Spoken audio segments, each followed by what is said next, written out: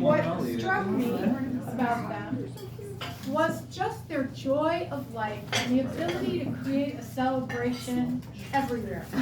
It was always late. I know we're family. Everyone knows that.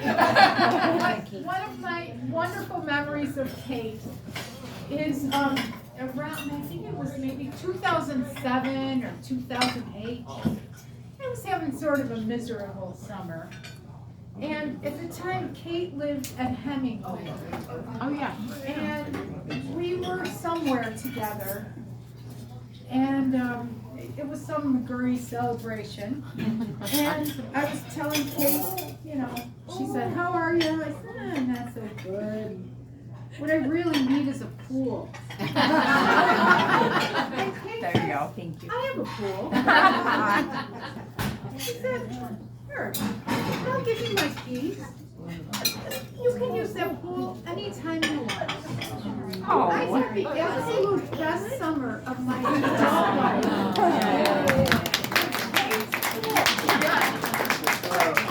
The generosity of spirit of the McGury girls, it changes your life, you know? So, Yes. to Kate. To Kate. Very nice.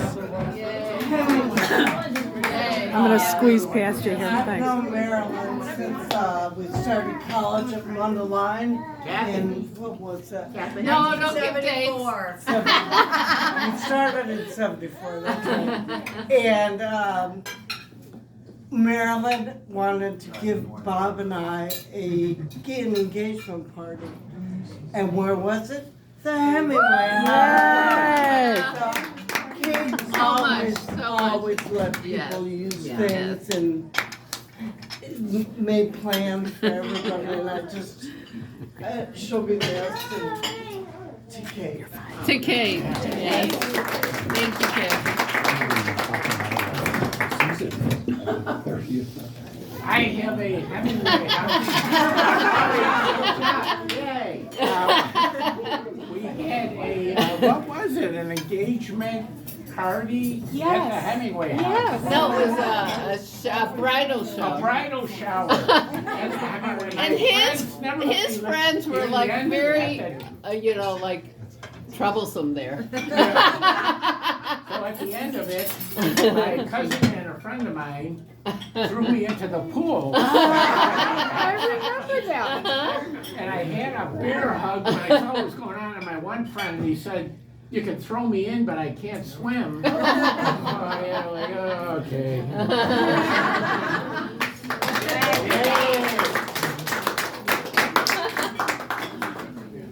All right. Who's next? Yay. Okay, sorry. I'll be quick. No. I won't be quick. I'm Christine. My maiden name is Healy. I know I have a bunch of cousins in the room. Yes.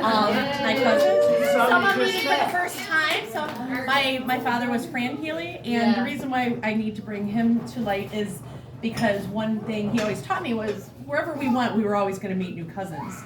But one of the cousins, whether it was weddings, funerals, parties, you know, what have you, and work, anything, which Marilyn and I work together as well. But at any rate, my dad always talked about the McGury girls. Always talked about it. He loved them so much, but nothing made him more prouder was when Kate made the bench. And he walked around and he told everybody that would listen, and he didn't even know. And he would tell people this, that, you know, yes, and he was a man of few words. He didn't have to say much, but one thing was the McGury girls, and then when Kate made the bench. So, To Kate. Julia Healy's. I don't know where to start. Kate and I went to law school together, and then after that, I knew their family, of course, and I was considered the adoptive sister. So I like that, because I'm an only child. And your roommates. Yeah, we were roommates. But there's a couple things that just really stick out with Kate. I still call her Kathy. one of them is she always made me laugh, always. And but we laughed all the time. And so she has such a great sense of humor. The other thing is, she sometimes when I was with her for any length of time, she would be talking and I would fall asleep. And it's like, hello? I said, honey, I feel so comfortable with you that I'm kind of not out. And normally I'm really like, aroused and insomnia. It happens every time. And so, I was telling Sue, I think, I keep having these like little, almost like flashbacks, okay? And I've never had that experience before. I'll be sitting down and all of a sudden I'll see her face. I remember one time I was going down the escalator and she was coming up and I could tell she was upset. So I said, "What's wrong?" And she goes, "My dad just died." And I will never forget her face. And I loved your dad and your mom, but your dad used to be so funny up at the lake. You know? Yeah. So anyway, I'm like obviously very upset, but I thought the mask was the nicest mask at a funeral I've ever been to. I've been to a lot. So it was beautiful. So thank you. Thank you. Very nice videotaping. Come on, Frank. To break the pause, first of all, I'm used to it. I'm videotaping. I am reliably informed that Ernie Hemingway never drank at the Hemingway house. Yeah, true. The one memory that sticks out, and it's so mundane, but Kate always made people feel comfortable. Yeah. And they could be themselves. I remember once at a party, feeling the effects of too much spirits, I suggested we cross-country drive on a road trip to Atlantic City and try our fortunes at the gaming tables and sell chia pets to subsidize our expenses. Oh, God. But the other memory, it never happened. Kate was the voice of reason. We just had another drink. Everything was fine. But what sticks in my mind though is one period of 6 months, I changed flat tires twice. Once for Kate, once for Marilyn. And the second time was on Lakeshore Drive by where they used to have the totem pole. And I put my glasses in my pocket, and of course they fell out, and I changed the tire and stepped on them, and for the next 4 or 5 weeks I was in Chicago.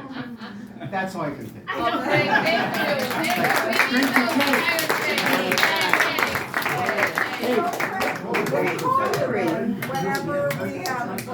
I seem to attract flat tires. I just wanted to say, sorry, I'm getting over laryngitis, but I got to know Kate through Carol, and I got to know Carol in high school, and I guess what I want to say is about the McGury family in general.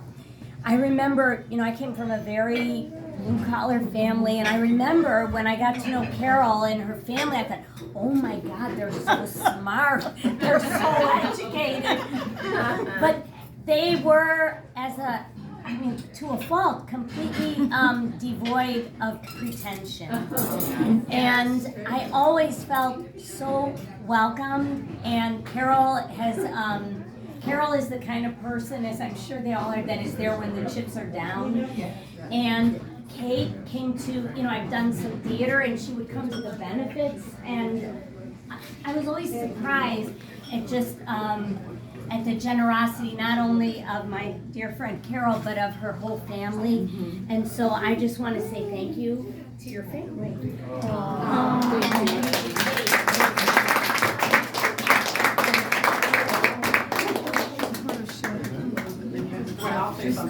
Yay, Judge. Well, Aunt Kate was always very special to me. Even I was too young to remember, but I love and still love all my aunts, but Kate was even extra special because, well, even when I was too young to remember, I even had my own like baby name for her that I would remember. I called her Amma. And every time she would leave, I would apparently scream that, like, Amma, no. And I remember being like 5 or I don't know how old I was. Kate's phone number was the first one that I had ever memorized. Because I would always call her up. And she would always ask me to sleep over, and I was always asking to sleep over. And in the last few months, since like the summer, pretty much, I always tried to go visit her at the assisted living facility that she lived in, but I went, especially so since past summer, I would try to go there like 4 or 5 times a week. And you did? Yeah, and she, even though like sometimes her memory would fade and not always be as sharp as it once was, she always, she always knew my face and all their faces, and she always smiled when she would see us, and it would always make us smile. And one of the things she said a few months ago, because whenever me or Nina Ellie would go in, she would always say, "Oh, my brothers and sisters are here." And we'd say, "No, we're your nieces and nephews." But she said, "Oh, a few months ago, I guess it's because I just feel so close to you guys that I feel so." And that's all.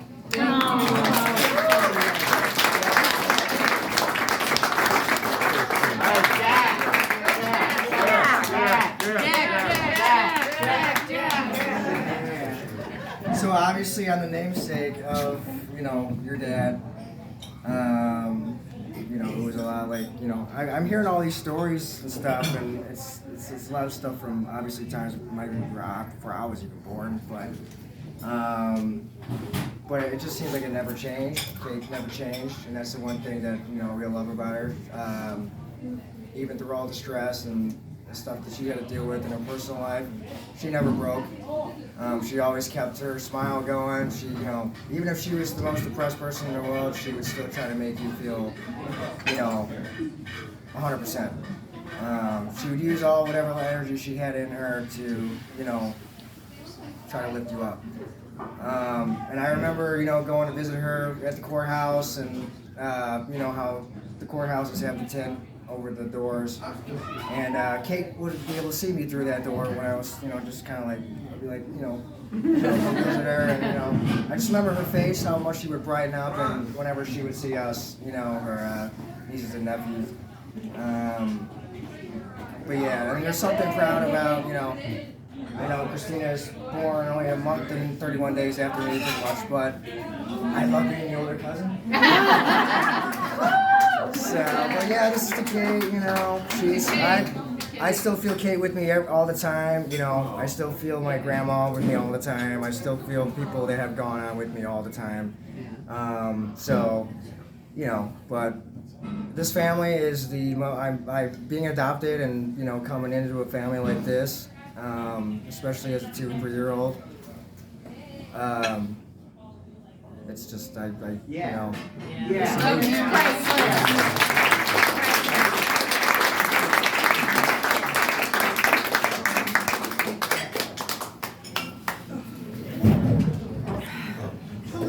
I'm Kate Roy. I'm going to speak on behalf of my brother and me.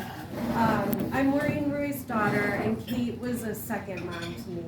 We spent endless hours with her, whether it was at our house or at her place.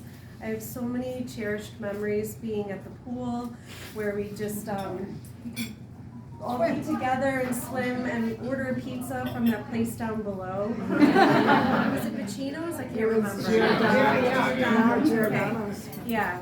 And a memory I have of Kate as a kid is she would let us dump out her entire purse. And talk about endless patience to let that happen. My brother and I constantly, it was a game that we play where we dump out all the things in her purse, and she would let us sort through them and then put them back in there. And I still hear, now that I have 2 kids, I play that game, This Little Piggy, with their toes, and that was one of Kate's favorite games games to play with us, but I can still hear her voice when I play with my kids. Her laughter, just genuine pleasure of like making us happy. Kate was at every huge event in my life, from the trials and tribulations of like passing a bar exam, and then when I finally became a lawyer, getting married, having my kids. She always was with us, whether it was like physically or by calling and being a part of our lives. And I always considered my mom and she to be, what is the character's names? They were just thick as thieves. Always getting Thelma and Louise. Thank you very much. Yes, thank you. Yes, they were just always getting into trouble, and Kate seemed to know how to roll with the punches. And oftentimes it was with Jimmy. We put them together. They exposed me to quite a lot. But yes, obviously Kate was a cherished member of our family, and we're just so going to miss her, and we're happy to be here with you guys today. Very nice. I'm her mother. And that's the shyest child I've ever known in my whole life. And for her to stand up here and share with you her memories of her surrogate mother tells me when it's important to speak, people speak. I am so saddened by Kate's death that I know you understand the feeling, because you all loved her either directly or through her sisters or through growing up in a fantastic neighborhood where everybody knew everybody. My memories of Kate, I'll start with, after my children were born, she and I had been assigned to a program in juvenile court where we were supposed to be able to prosecute the delinquents who were gang-related and all of that. And sometimes my babysitter wouldn't turn up, and I had to put the kids to work. And I would go to work in my courtroom, Kate would go to work in her courtroom. And when I got back, Kate had already gotten back and was sitting on the floor with my kids, playing with them. So she is definitely a big part of our lives through the children as well as me. Kate encouraged my sister Eileen, God rest her soul, and I to join her at the court theater. She was a real lover of theater, as the whole family is, you know that. And we would love it because we'd go out and eat first and have a drink and then go to the theater. And my sister, who would come up from the south side, would fall asleep on us, and she was a snorer. Of course, here's Kate. I mean, the theater to her was not something church. Also, when we would talk on the phone, it got to the point where I just say to her, because she always said I talk too much. I'd say to her, okay, Kate, you get 10 minutes, and then I get all the rest. And she would quietly say, we'll see. But always when we spoke, she would say to me when I was complaining, Kate was at Thanksgiving at my house once, and it was a big, I was growing, the family was growing, and wasn't as big as it ended up, but it was a big group. And she left and went into the living room, and I went in to say, are you okay? I didn't know if the food was bad or what. And she said, no, I just wish I had a little of this in my life. I'm not talking about her sisters or anything. I think she would have loved to have been a mother to her own children and married to someone who treasured her the way we all do. So I remember that vividly, and then in the conversations where we would speak, after I said, you get 10, and she corrected me, I'd be complaining about something, and of course it would bother her, because she thought, I have a great life, what are you complaining about? So I would make my complaint, and she would say, Maureen, in the greater cosmic scheme of things, does this really matter? Always poking my in the greater cosmic scheme of things. Kate is leading us, doesn't matter.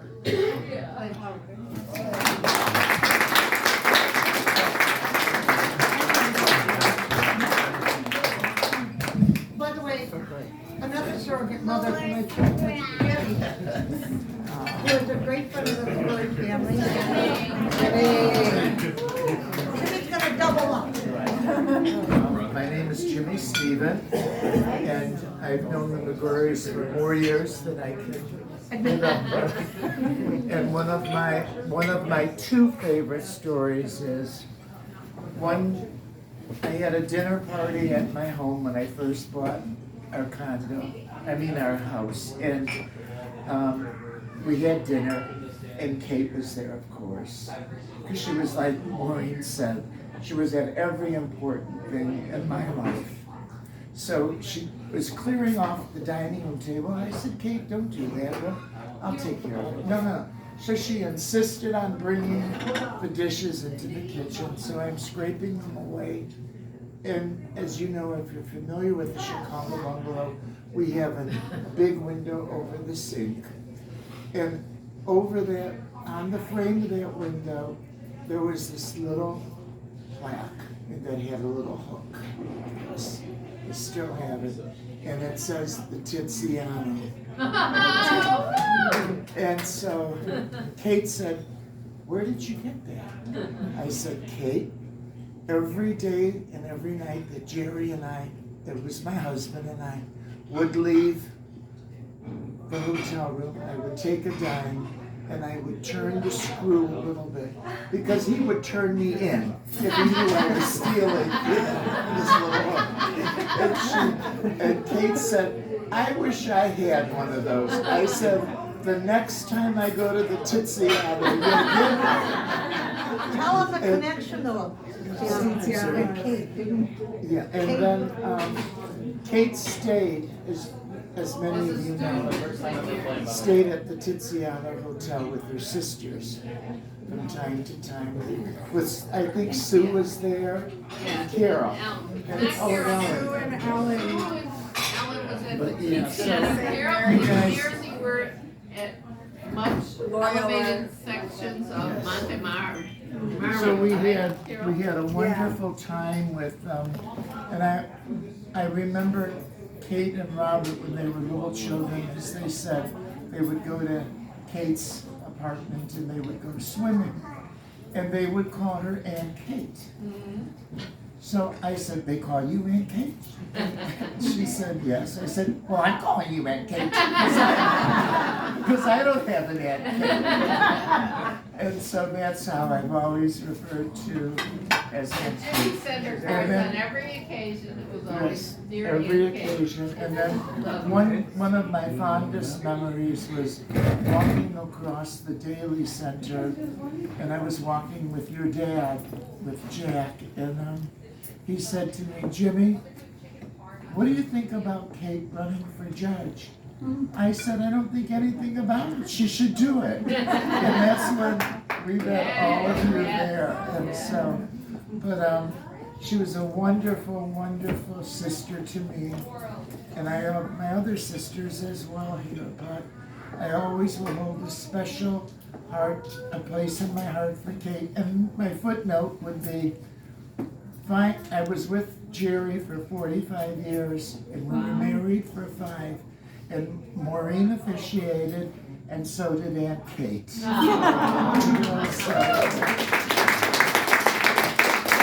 I do want to take credit for one thing. When I was at the wake last night, some people would come in and, so sorry about Kathleen, which was her name growing up and in the community. But when I would find her with my kids on the floor at juvenile court, taking advantage of them, she held Kate, she said, oh, I wish my nickname was Kate. And I said, you do? Then from now on it's Kate. And half of her life. Changed her life. Half of her life It's been Kate ever since you guys. Yeah. Yeah. I told you that, Katie. Yeah. That's a wink that it really was you who inspired her, and you're like, no, because I was a baby. It's like, it doesn't matter. She went Kathy mostly. She was mostly Kathy, and I never thought Kate. I remember very clearly when this change was happening. Like she was going to be Kate, and I thought, never will I call her Kate. Never will anybody call her. She's Kathy. She's Kathy, and now. Everyone's calling her Everyone calls her Kate, and I mean, and not just now. I mean, for these past, as you said, I don't know, 30 years, however many years, and it's amazing to me. That still is amazing to me. And now it's hard for me to think. I mean, I love it though when people do call her Kathy, because that's also, so I'm like, oh yeah, she's Kathy too. But yeah, but she became Kate, and that was, I think, such an empowering thing for her. God bless. Yeah. Sweet and wonderful.